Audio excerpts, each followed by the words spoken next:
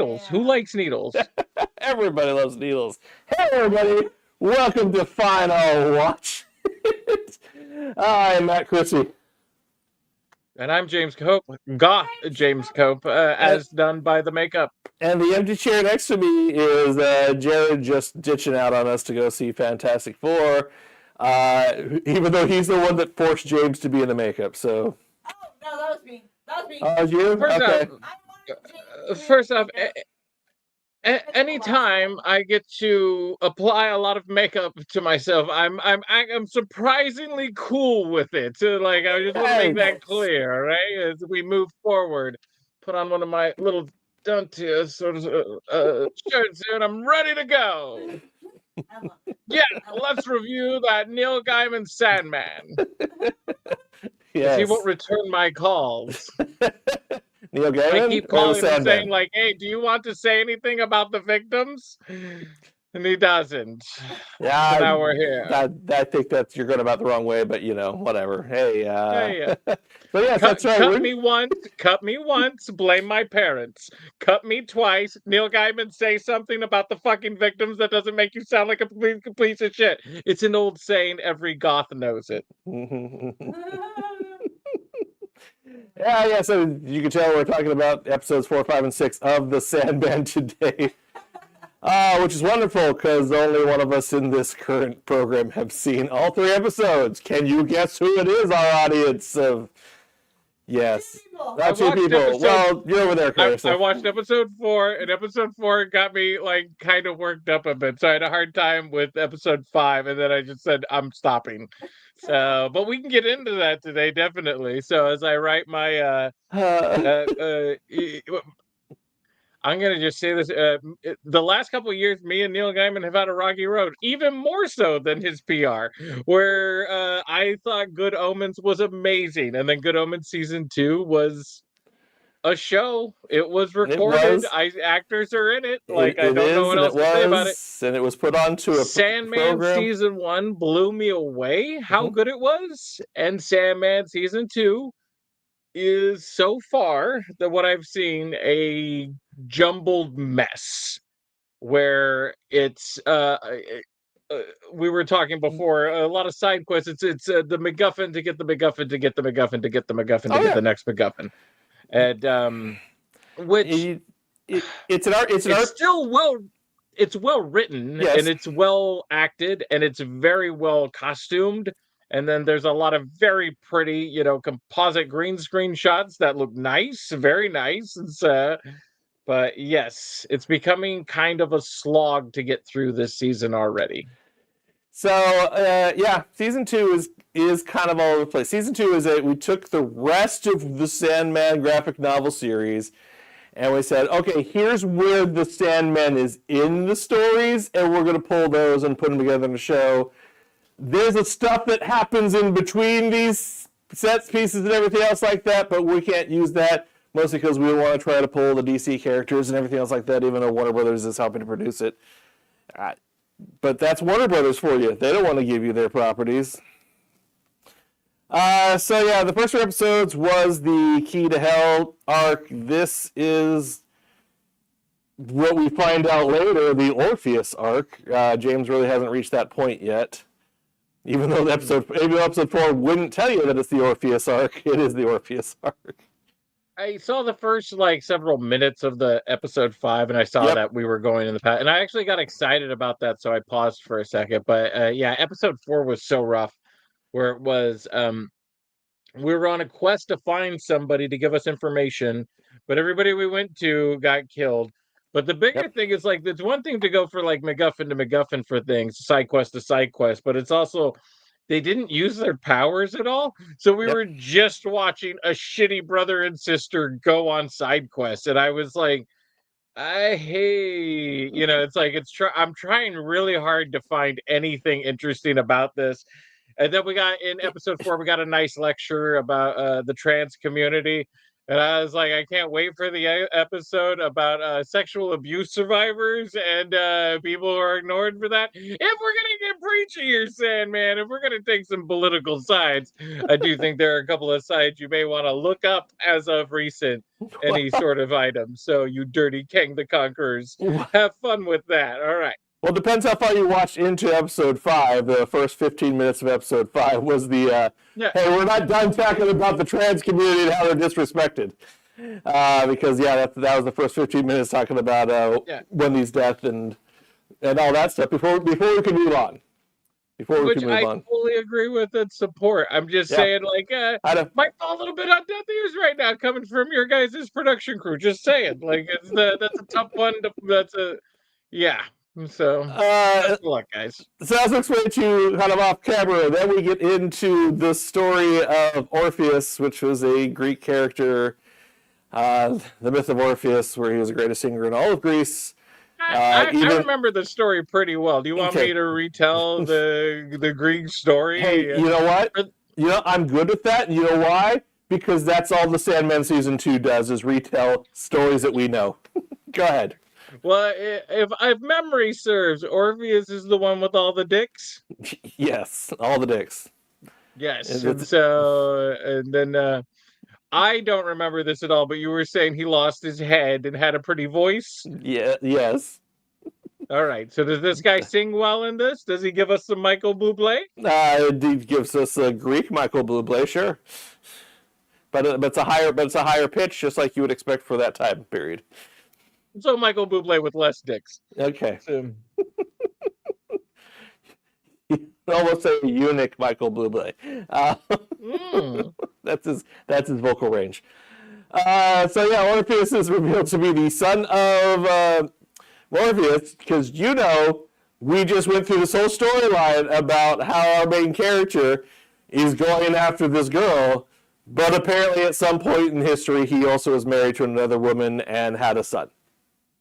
Because, why not? The show, we are watching the representation of the guy of dreams. Fuck it, let's just go. Whatever they say, it don't matter. It don't matter. He could be like the god of fucking ego Legos. It doesn't matter. It doesn't matter. It's like, sure, he's the king of dreams is going after his own grandpa, right? And so, from the Greek dick story. Okay. Well, we did get at least introduced to the brother character in episode 4 that you saw, James, Destruction. What did you think about that? Or his character and everything like that? The compliment I can still give to this show, because it feels padded and it just feels like a bunch of things, is it's well written. It's a great cast. They are in cool outfits saying great lines. And that kind of redeems a lot of these wonky episodes not connecting and just being a gathering of side quests that are all fucking an hour long. So that does help it a lot, but all of it's handled really well, I guess. I don't know, like, it's hard to say. It's slow. Yeah, that it is. And it's all over the place. Yeah. But at no point are you kind of bored too much with it. I thought how they handled everything, like all the characters so far have been at least interesting, if not good. It's like, would I have handled chaos that way? Probably not. Would I have done this way? Probably not. But it's like our lust and desire that way. Like, probably not. But I'm never bored when any of those characters show up. So that's like both the casting and writing and costume, like a lot of that. I think a lot of that's the highest thing I can say for this show. I can say a lot of shit, like it's gonna wind up being 19 hours for these motherfuckers to find one person in the end. It was not the person we started with, and in finding that person, we had to both get hell, give up hell, make amends with all of our family members, and not make amends with our family members, meet God, kill God. All these things are gonna happen just so you can fucking go talk to your ex, you whiny bitch. Well, that's the goth lifestyle. I'm sorry, isn't I it? broke. I broke the goth rules. I'm sorry. I'm not allowed to say that. You did. You talked about your own people and what their true plans of life are. So you gotta go cut. You gotta go cut yourself. I gotta cut myself. There you go. Fair enough. I know. Destruction to me is an interesting character. He's like the most normal out of all of the siblings. For him being Destruction, they don't show him much ever being the cause of most of what he is what is known for. Because at least with the other characters, Desire, you've seen the desirous nature of people. With Misery, you've seen her take joy in giving people misery. Delirium is just delirium manifested, etc., etc. But Destruction, you never really see him at any point in time lean into that part of himself. It's just implied that, yes, he is the one who is oversees Destruction like that. And then it becomes even more interesting because the reason he ended up leaving is because he saw into the future and realized mankind was going to be more destructive than he could ever be. Because there's a scene in episode 5 between him and Dream, kind of in the past, where he talks about seeing the future and seeing that mankind is eventually going to split the atom. And they're going to kill themselves. And Destruction has a high regard for humanity, even though of what he is.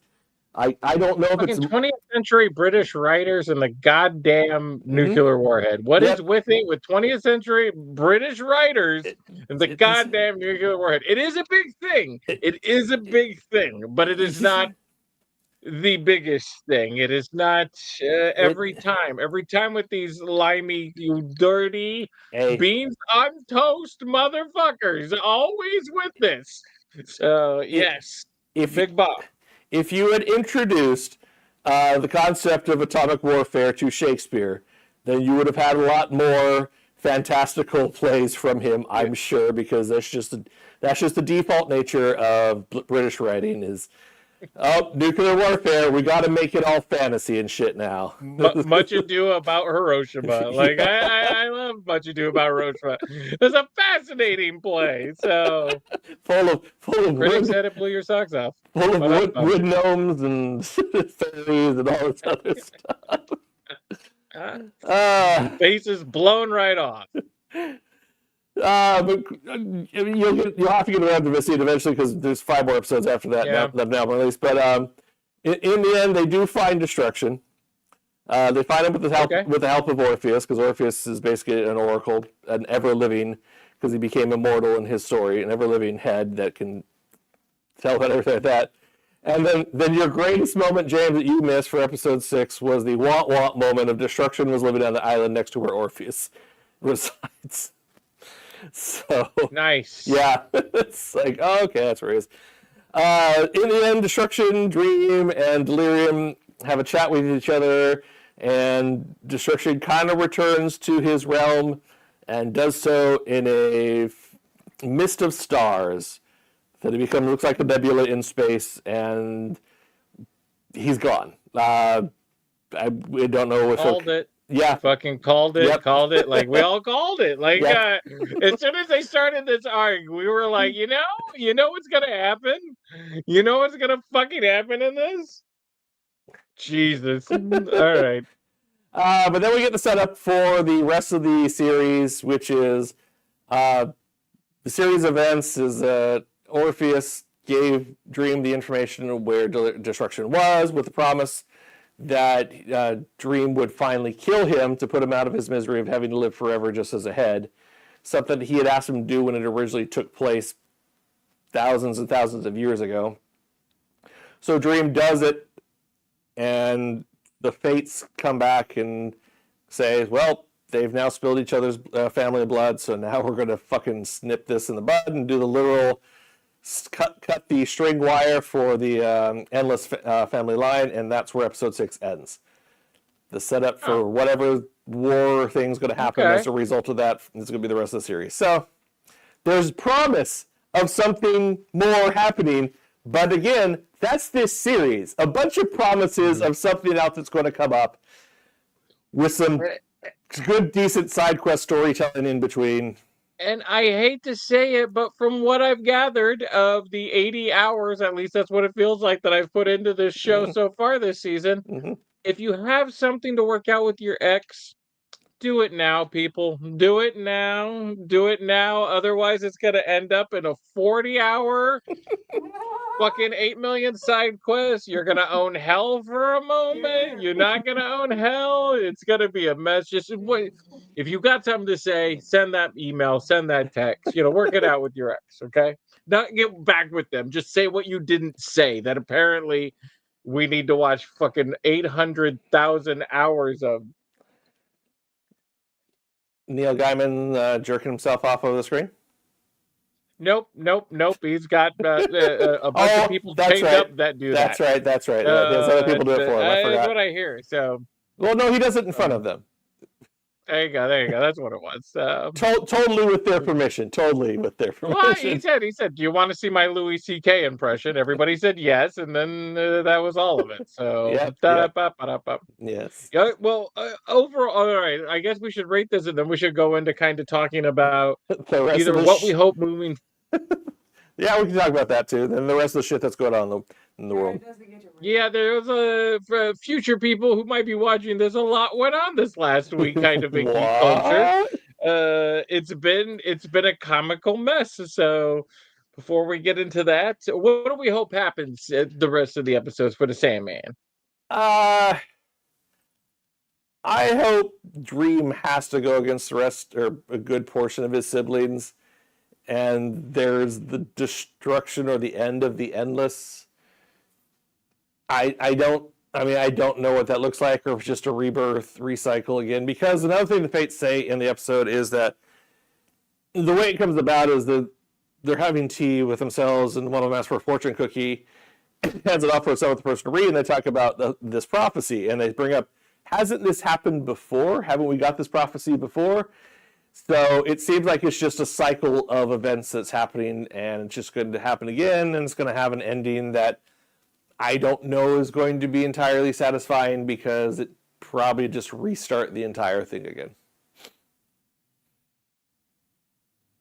Well, that sounds like a very profitable IP, so don't worry. There you go. Well, they had a spinoff, but already got canceled. Thank you, Neil Gaiman. Dead Boy Detectives. That took place in this world, but you know, Daddy Gaiman with his philandering ways.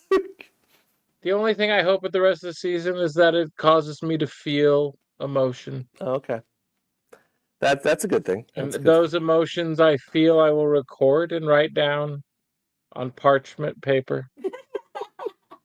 And then I will burn them so that no one may ever read my thoughts. So what are you rating this, James? 2 stars. 2 stars. 2 stars.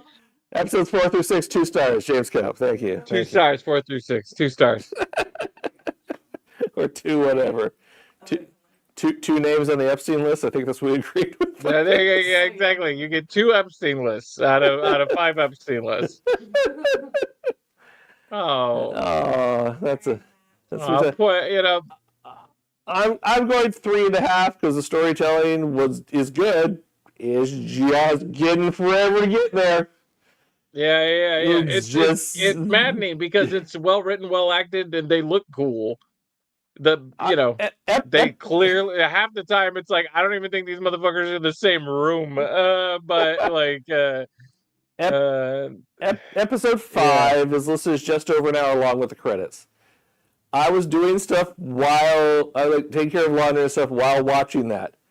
I was done with the laundry, and there was still like half the episode left. It's like, God damn it, is this never going to fucking end? I don't hate it. They had a moment where something big happened in an episode, and I was like, oh my God. Well, it was all building up to that, and it was episode 4, and it was like, the one guy got killed by the bricks or whatever. And that's like, I was like, oh, wow, it was building. Oh, what a way to end it. No, motherfucker. No. We still got 30 minutes in this episode. We ain't done killing your time. And it's like, I get it. Somebody doesn't want them to find. Oh, I got to watch it again. I get it. Yeah. Oh, my God. Shut up. Yeah.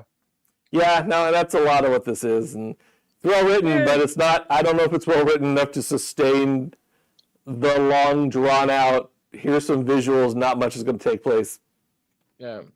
And it's hard because it reminds me so much of dealing with Good Omens season 2, where it's like Good Omens season 1 is perfect to me.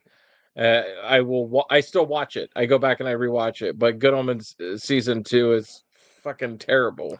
Well, Like there's an episode or two that are really cool, yeah. but everything they try to do in that season is just fucking forced. Well, And yeah, just a mess. Just wait till season 3. Yeah, yay. Yeah, that's happening still. A couple other things happened in geek culture this last week. What are you talking about? Let's see here. Running down the list real quick. Unfortunately, we had a couple of passes in the world. Passings, yeah. Finally, rest to the demons out there. Ozzy Osbourne has taken his place in hell and kicked the shit out of everybody, and nobody's mad. Nobody's mad. Everybody's fucking cool with it too, because they're gonna get some good music. Hey, you know what? Fucking does a show like his last show with Black Sabbath, and he's like, says that's it, I'm good. And it's like, all right, cool. Think he planned it? Do you think he planned it? Hey, you know what? It doesn't fucking matter. There's not a better way to go out. Unless he died. Not just that. Unless he died on stage. Not just that. Timeline-wise, somebody said this online, like, he got more years than Richard Simmons. So yes. Richard Simmons was pretty clean going. And if you would like to Google Ozzy Osbourne's past abuse charges and whatnot, all the way to, like, mankind, like humans he destroyed, not just his body with drugs and alcohol, but just, like, everything he ruined with it. And he still made it all this way. So, but no yin can be complete without a yang. Macho Man Randy Savage finally got the good news he had been waiting for. Hulk Hogan has died today. So,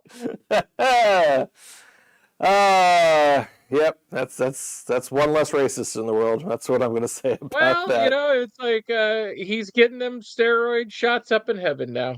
He's shooting up with the angels. Sure, that's where he went. He went to MAGA heaven. He has silken hair of a Chinese man and skin of a hot dog. Yeah, he got skin of a hot dog. And, Macho Man Randy Savage waited all this time, and he's up there with a chair. He's gonna smack the shit out of that motherfucker and just beat him to death. Straight down to hell. The cream always rises to the top. Yeah, I want you all to know, everybody tonight is going to sleep well. No one will sleep better than Jesse Ventura.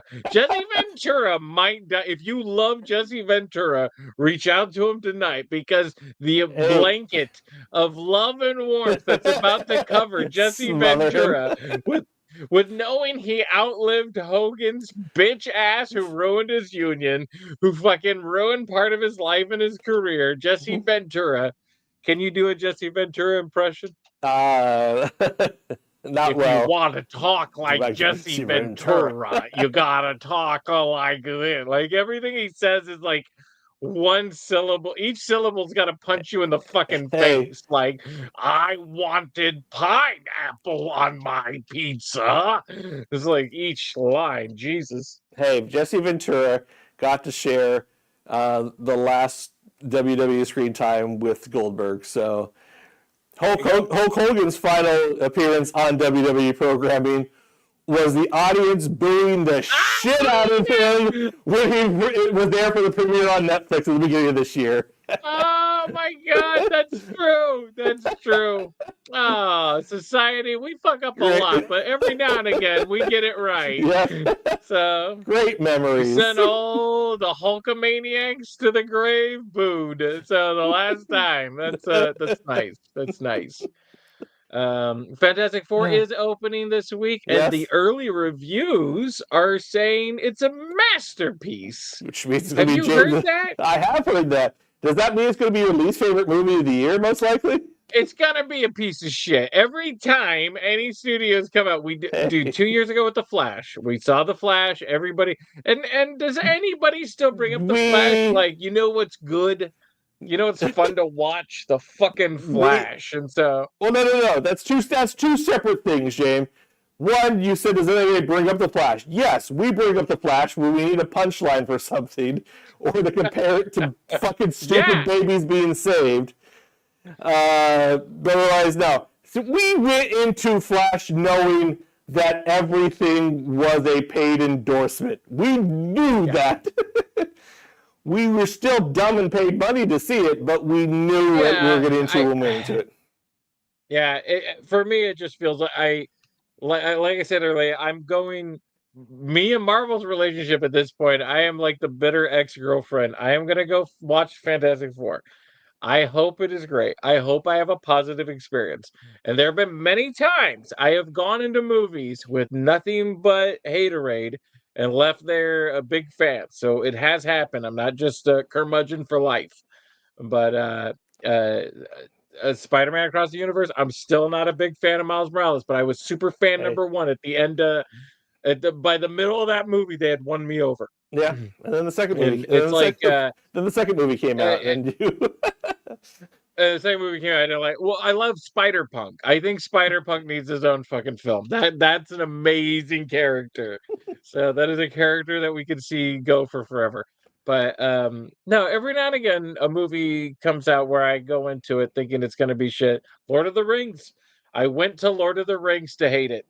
I went into Lord of the Rings going, the guy who did fucking Frighteners and Meet the Feebles has been given the keys to the kingdom. Suck my cock. Both those movies will be on video by the end of this year. I was like, that's what I said before I went and saw Fellowship.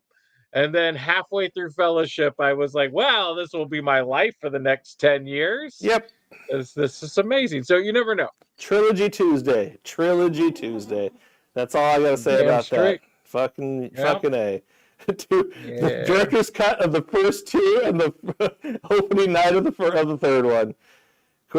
It's always a moment when a theater crew, people who work at a theater, their whole livelihood depends on you buying their snacks and stuff, is like, maybe you should guys go get some real food, huh? Yeah. Like, you've been here. The people whose paycheck decides if we buy more popcorn and junk food, we're like, maybe a salad, which we don't sell here. Why don't you leave and go get a salad and come back? Go to the mall, grab some real food. Yes, go to the mall, grab some real food, come back and join us for next film. Yeah. Still wonderful. Yeah. I'm looking forward to Fantastic Four. I got tickets for Saturday, so we're gonna go see it. I don't think I'm gonna watch it till next week. I think I'm gonna watch it I'll watch it before we record or whatnot, but I don't think I'm gonna watch it until I'll let society be society. I need some time. Hey, so that's fair, because spoiler alert, if you didn't catch it before, I'm not even gonna be here for the show next week, so my opinion will be texted in and say, hey, here's what I thought, here's my score. And then it'll all be changed in the end, so it doesn't matter. Yeah. I'll come back. This is the character I want to be. No, I wasn't that character. Cool. Thanks, guys. Thanks. And Marvel's head Kevin Feige did the state of the geek address. Yeah, where he gave out a super long rant about why it's not his fault that things suck, and everything about it I hated. Everything about it was like, dude, you're mad at us because you made shitty movies? Not get the fuck off and make some good content. Yeah, so we're gonna get a lot less Marvel going forward. Supposedly after this year, we're only getting one show per year at most. We're not getting. You made some good ones. We would care. Well, there are good ones, but they're not making more of those. So make more of the ones we like, not just whatever. I'm a huge Marvel fan, and I'm a huge comic book geek for a long time. And it's like, of all the shows, Loki season 1 is killer. I would say WandaVision. I hated WandaVision, but I would still say WandaVision for everybody else fucking loved it, but me, 1. And 2, it's the production quality alone is really amazing in that show. I'd say Agatha all along. Yep. But Miss Marvel season 1, the side characters are better than Miss Marvel for most of the part. But as a character, she's a wonderful character, and I'm glad they're still sticking with her. Yeah, because he said they were. So, Loki season 2 is good. Yeah, definitely not as great as the first season, but it's good. So it sits up there in the top 5 shows for Marvel Television, and there's a lot of shows now. So Yeah. that actually means something if you're in the top 5 because you got a lot of shows around there. And we got 3 more coming out this year still. We have Eyes of Wakanda, the animated one. We got Marvel Zombies. Okay. Even though they haven't brought that one back up since they first said it in February, so we'll see if it actually comes out in October. All right. Because the latest sizzle reel did not include that, so I don't know what's actually going on. But then we still have Wonder Man also coming out in December. So they're doing a Wonder Man show? Yes, they're doing a Wonder Man show. Is that live action or animated? It is live action. They're bringing back Trevor Slattery, the character Trevor Slattery. Okay. They're bringing the actor from... Oh, God damn it. I gotta look it back up now. The Greek story Watchmen. With all the dicks? Yes, the Greek story with all the dicks. No, Watchmen. Oh, there you go. Yeah, Mahatin or whatever his name is. Hey, a lot of dicks in that one too. Yeah. Don't worry, you got it. Oh no, I know. There's a lot of dicks in that one. Yes, but that's another British writer obsessed with the nuclear warheads. That's all that is. The doctor, he plays Dr. Manhattan in the Watchmen series, so that's the actor playing Simon Williams. Because our promises of Nathan Fillion playing Simon Williams were cut shreds when they cut all those scenes out from Guardians 2. Yep, that was the original plan. So, and then after that, Vision Quest is the only other show that I know for certain that's being made right now. So, Feige's comment about the Young Avengers is, yeah, we could make a thing on that. We have people. It's like, wasn't that your plan? Wasn't that your plan? Feige also confirming that the end credit scenes for movies don't mean jack shit anymore. Yeah. When he was asked about certain characters, he says, yeah, they exist. Which to be read as, we're not doing it. Blade, they're still going ahead with Blade. Okay. What was at the end of the Eternals? What were the 2 people that showed up at the end of the Eternals that never showed back up? Those 2 they were talking about, Star Fox and whatever Patton Oswalt's voiced Puck, I think. Yeah. Just Remy. It was just Remy. It was Remy from Ratatouille. That's fine. That's who showed up. No. Let's be. Why not? Let's be current. Hey, let's be current. Matthew the Raven from the Sandman. There you go. We're staying current. We wrapped it all up. We're staying current with the rep. Yes. Yeah, and then Comic-Con's going on right now, and they're dropping announcements left and right about certain stuff that's going on. So. South Park just dropped season 27. Yep. Premiere episode. Dear future people who might be watching this in the future at some point, right now while we're recording, Paramount is acquiring different media studios, much like Disney has in the past. I think it's the other way. I think it's the other way around. I think Skydance is acquiring them. Okay. But we're going to wind up in the future. You're like, whoa, there were other film companies at one point? Yes, we know there will only be one in the future where it's just Earth Tech will give you all the movie needs you need. Back in the day when we're alive, there were different studios who made different movies and shit. So that doesn't exist anymore because capitalism is a funny thing. Some would say a shitty thing, but yeah, let's call it a funny thing because that way we can justify it. It's going to come back down to where it started. There's going to be 3 major companies. Sure, we started 3 major companies, then we started split off, and then we're reacquiring back to 3, and that's where we're going to end up. Yeah. The Disney conglomerate, the Comcast fuck off, and then whatever, and whatever's going on over here. Amazon, Disney, Comcast network. Yes. So, you gotta send us $59.95 to exist. So, if you don't send us $59.95, you can't exist anymore. This is the world we're kind of currently headed to. That's the world you live in, future man. Future man, you watch it from the past. So that company signed on South Park. South Park, for those who don't know the future, was a an angry attempt by a couple of artists. No. Sometimes brilliant, sometimes absolutely a pile of monkey shit, sometimes comically bad writing, sometimes genius writing. South Park is one of those shows that's kind of been all over the place. And they had their first episode where they kind of addressed them being a part of this acquired establishment. And the reason why it's kind of important going on is fascism in America, which is always in fashion, Yes. is really been repping up lately. Where it's like those whites, you can't keep them down. I tell you, there's a couple of things the whites love. They love the whites and nothing else. It's and they've been doing a good job lately. So we got it kind of ramped up a bit. So. I didn't actually see the episode, but I saw a bunch of clips online. You actually I did watched it. see the episode. I caught the episode because Paramount has it on. So South Park, if you don't know, has refined its art so wonderfully because they could put an episode out in 2 or 3 days. Like start to finish, write it, produce it, animate it, whatever. 2 to 3 days. That's what they have their system set up for. It shows in this because Matt Stone and Trey Parker literally got paid $1.5 billion, billion with a B, to continue South Park for 5 more years.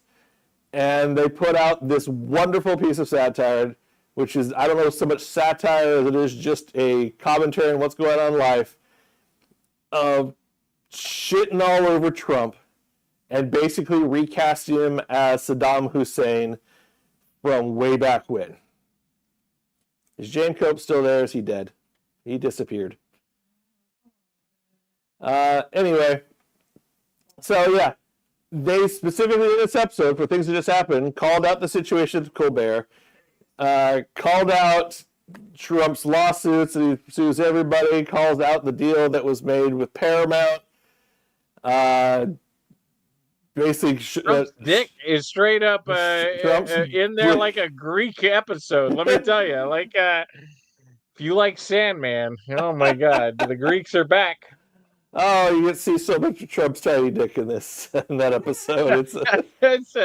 And then it concludes like the episode. I didn't really laugh at the episode during it. I just appreciated what was going on. And then they had the PSA at the end.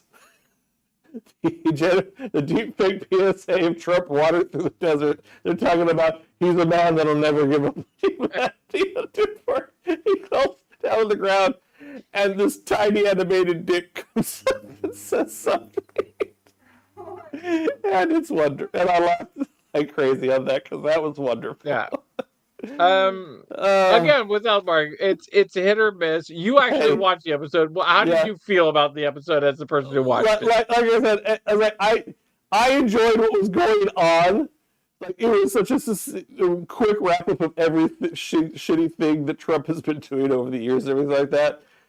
I didn't so much laugh at the episode. I just laughed at the very end.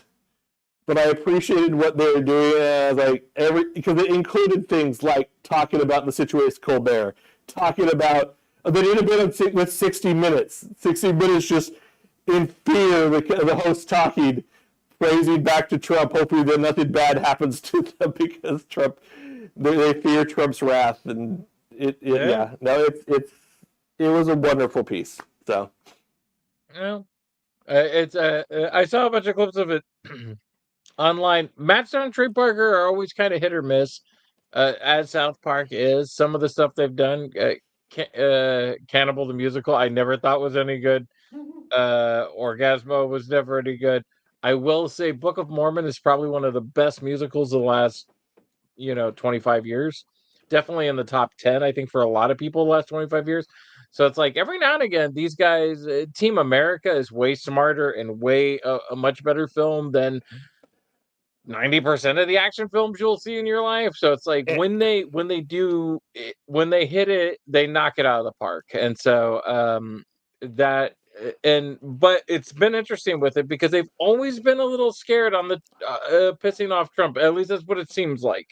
They make fun of a lot of people, but they have never made fun of Trump. Even in their show, it was never Trump. It was Mr. Garrison, which they had to retrofix for this episode so that they could make fun of Trump. Yep. And it was like, yeah, but bitch, you spent 8 years like not trying to piss off that base, and I know they don't view it that way, but that is definitely how it will come across.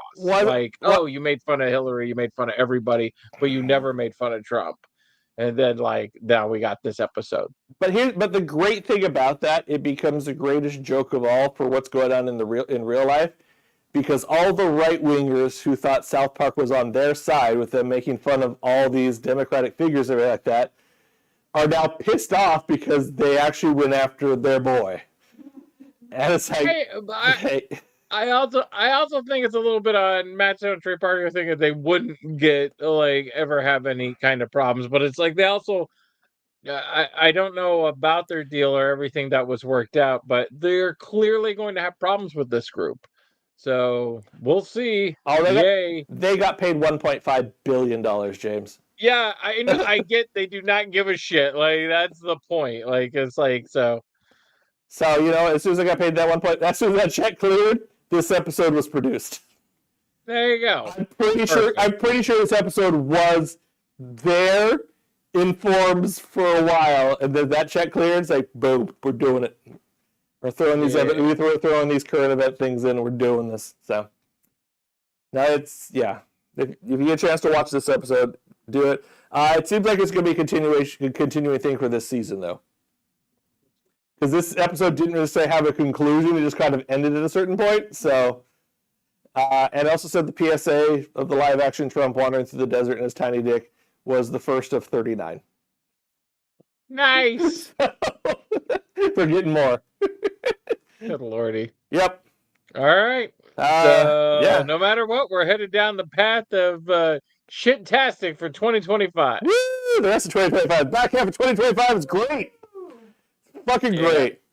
And if Jared was here, he could appreciate other things that we care about, such as The Mighty Nine coming out in November, which is the Critical Role second series, along with The Legend of Vox Machina being their first series, which that fourth season coming out this next year. Mighty Nine is their second series. That's coming out starting in November. And then we're getting other stuff announced as we go. We got Lego Game Boy, James. Lego Game Boy. Nice. And it's only going to be $60. Full size. I know what that's for Christmas. Full size Lego Game Boy. So, fuck yeah. Definitely. It'll be a wonderful time. Capitalism, ladies and gentlemen. You get Lego Game Boy with capitalism. Yay, media for profit. Yes. We will go see Fantastic Four, and we will be back to talk about it. Yes. And before we do that, I gotta say, Superman has been working out well for a lot of people. A lot of people have enjoyed the Superman. They've completely forgotten about the Flash because Superman. So we have to. Yeah. We gotta just move on, folks. Like we just got to. So if the Flash was really good, I would defend it and say let's talk about it. Nobody's saying that. Not one person. Nope. Yeah. Gotta talk some shit about it because it's shit. Yeah. And on that note, thank you for joining us today, ladies and gentlemen, on Final Watch. Thank you for dressing up, James. Always. Appreciate it. James, harkening back to the previous season of Sandman, coming as a goth guy. And hey, ladies and gentlemen, if you let me do this real quick. Hey, I dressed up like this because the first season of Sandman was so good. Yes. Like, it was so good that I dressed up like this. I dressed up like this so that we could just kind of bash season 2 of Sandman a little bit. So it's like, there you go. I love it. There you go. Understood. There you go. Hey, if you like this sort of stuff, please hit that like and subscribe and ring the notification bell to get notified of stuff that's coming up. We sometimes produce a show every week on Thursday night. Sometimes we're back in the group right now, but that could change at any point in time, just like it did at the beginning of this year. So until then, I'm Matt Christy. Mecca lecca hi, mecca hiney ho. You are, John B. Thank you. Smoking Phat J might join James Cope next week. If he doesn't, then I guess we're not doing a show next week. Yay! All right, ladies and gentlemen, thank you, and we'll see you when we see you. The music died. Oh, okay. Crap. It's like, oh, no, we're gonna kill time. Shit. Sing. Oh, also heroin. You're still on the air? Heroin? Bring it full circle. I'm on